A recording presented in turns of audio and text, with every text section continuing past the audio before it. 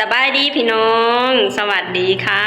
พี่น้องจ๋ามาพบพ่อกับซ่องสาวตุกชาแนลอีกคือเก่าเด้อมาพบพ่อกันอยู่ที่เฮือนเด้อพี่น้องและมื้อนี้ก็คือเก่านั่นแหละพี่น้องจะไปแป้งรถน้ำบ่ดอนเนาะพี่น้องไปแป้งรถหรือไปเป็นกำลังใจให้เพิ่นนั่นแหละพี่น้องเพราะว่ารถก็ยังแป้งบ่แล้วคือเก่าเนาะพี่น้องเนาะบ่ฮู้ว่ามื้อใดถึงจะแล้วเนาะบ่ดอนกำหนดมื้อใดประมาณอาทิตย์นี้ประมาณอาทิตย์นี้ว่าซั่นเดี๋ยวเฮาไปเบิ่งกันพี่น้องว่ามื้อนี้นะเพิ่นจะแปลงรถแล้วหรือบ่เนาะพี่น้องเนาะแต่ก่อนจะไปแปลงรถพี่น้องมื้อนี้วันที่18เนาะพี่น้องสตุกจะมาอัปเดตราคาน้ำมันอยู่ที่ประเทศลาวให้พ่อแม่พี่น้องฟังเนาะพี่น้องว่าตอนนี้ราคาน้ำมันล่าสุดนะเท่าใดเนาะพี่น้องแต่ว่าช่วงนี้นะพี่น้องอยู่ที่บ้านของสตุกน้ำมันเริ่มขาดแคลนแล้วเด้พี่น้องคือมื้อวานนี้ก็จะพากันไปเติมน้ำมันหมดเนาะพี่น้องแล้วมามื้อเช้านี้ล่าสุดก็คือจะพากันไปเติมน้ำมันก็คือล่าสุดก็คือน้ำมันแอดซังหมดพี่น้องจะไปเติมอยู่ที่บ้านของแม่ยายหอมเนาะพี่น้องและเฮามาเบิ่งนํกันพี่น้องราคาน้ำมันล่าสุดของมื้อนี้จะราคาเท่าใดเนาะพี่น้องแต่ว่าทางเฟซของลาวเนาะพี่น้องเขาเจ้าได้โพสต์ลงเนาะว่าราคาน้ำมันวันที่18วันนี้เนาะพี่น้องเขาเจ้าได้แจ้งการลงเดี๋ยวสตุกจะอ่านให้ฟังเนาะพี่น้องแจ้งการปรับราคาน้ำมันเชื้อไฟเริ่ม6 โมงวันที่18 เดือน 3 2026แอดสั่งปรับขึ้น44,000 กีบต่อลิตรเนาะพี่น้องกระส่วนปรับขึ้น47,000 ต่อลิตรเนาะพี่น้องป้าขึ้นค่ะขึ้นแน่เดี๋ยวเราไปเบิ่งกันพี่น้องว่าราคาล่าสุดที่แท้จริงอยู่ที่ปั๊มน้ำมันนะจะราคาเท่าใดเนาะพี่น้องแต่ว่าสตุกบอกได้เลยนะพี่น้องว่าราคาแต่ละพื้นที่หรือแต่ละปั๊มบ่คือกันเนาะพี่น้องเนาะไปพี่น้องเดี๋ยวเราไปเบิ่งกันว่าจะราคาเท่าใดกันแท้เนาะพี่น้องเนาะไปกันเลยพี่น้องเราไปเติมน้ำมันกันเติมอยู่ไสนี่เปิดตันน้องเห็บน้องพี่น้องเพราะว่าเติมอยู่ดีลิตรเมื่อวานในลิตรละ39,000.90เติมปั๊มนี่เมื่อวานเพราะว่าปั๊มนี้เขาจะว่าเขาซื้อมาขายต่อก็เลยแพงเดี๋ยวเราไปเติมอยู่ดงเห็นเนาะพี่น้องไปเติมอยู่ดงเห็นถาเบิ่งว่าราคาล่าสุดของวันนี้นะจะราคาเท่าใดเพราะว่าอยู่ดงเห็นนะเขาเจ้าบ่ได้รับมาขายต่อนะการราคาสิบ่แพงปานใดเนาะพี่น้องก็น่าจะเป็นราคาของล่าสุดของมื้อนี้เนาะพี่น้องเนาะน่าไปเบิ่งกันพี่น้องว่าจะราคาเท่าใดบอกได้เลยนะพี่น้องว่าช่วงนี้นะน้ำมันขาดแคลนอย่างหนักเลยอยู่ที่บ้านของสตุกนะขนาดรถยนต์บ่มีบ่ค่อยหลายปานใดเด้รถแบบพวกรถยนต์รถกระบะนะพี่น้องบ่ค่อยหลายปานใดเพราะว่ามันบ่แม่นตัวเมืองเนาะบ่ดอนเนาะ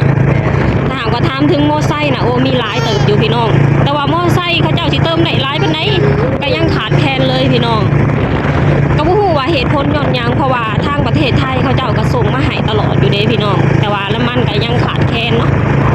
เดี๋ยวเราไปเบิ่งกันพี่น้องว่าราคาอยู่ตรงเห็นราคาล่าสุดของวันนี้นะจะราคาเท่าใดเนาะพี่น้องวันที่18เพราะว่าทางการเขาเจ้าได้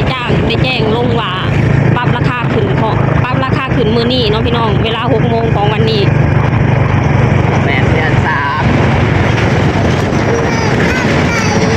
น้ำลา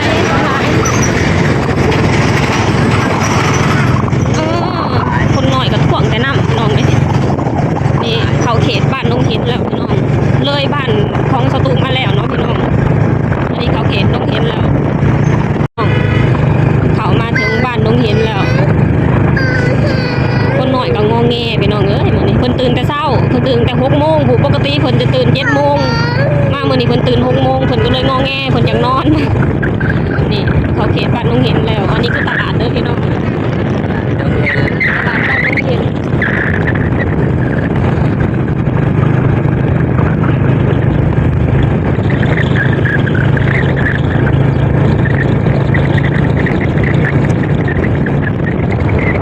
ราคาน้ำมันก็ขึ้น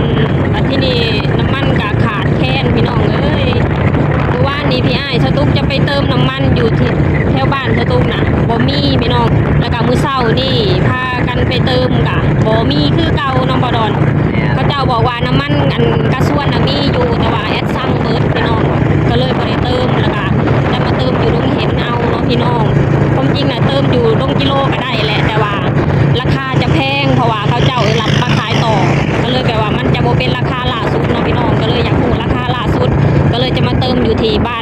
แทนเนาะพี่น้องเพราะว่าอยากอัปเดตราคาให้พ่อแม่พี่น้องได้ฟังไปนำกันเนาะพี่น้องเนาะนี่ฮอนแล้วเดี๋ยวเราเข้าไปเติมกันเลย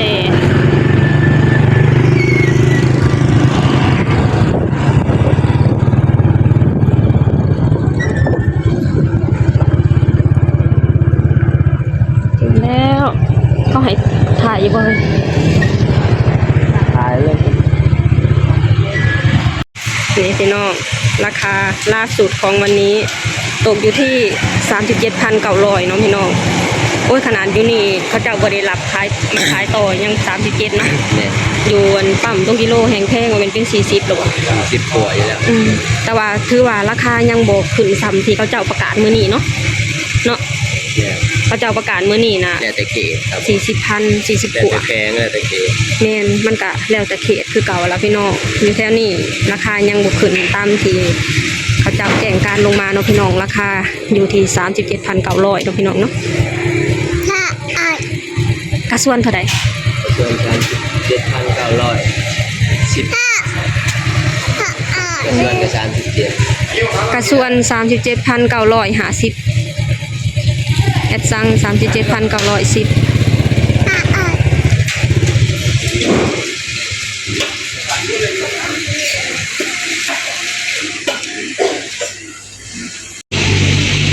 จะเติมเท่าใด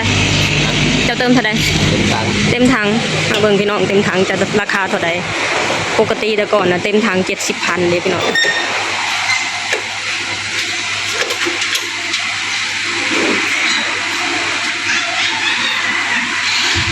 ว้าแสนเอา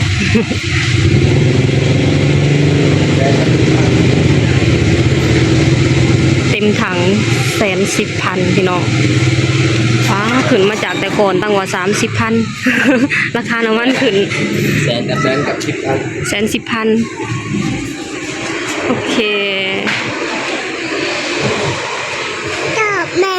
เต็มถัง110,000แต่ก่อน70,000เนาะนี่ล่ะ มันเนี่ย โอเคพี่น้องราคาน้ำมันล่าสุดของมื้อนี้ก็คือทั้งแอดซังทั้งกระส่วน 37,900เนาะพี่น้องแล้วบดอนเพิ่นปกติเพิ่นจะมักเติมเต็มถังเนาะพี่น้องแต่กี้ราคาปกติคือตอนราคาน้ำมันยังบ่ได้ขึ้น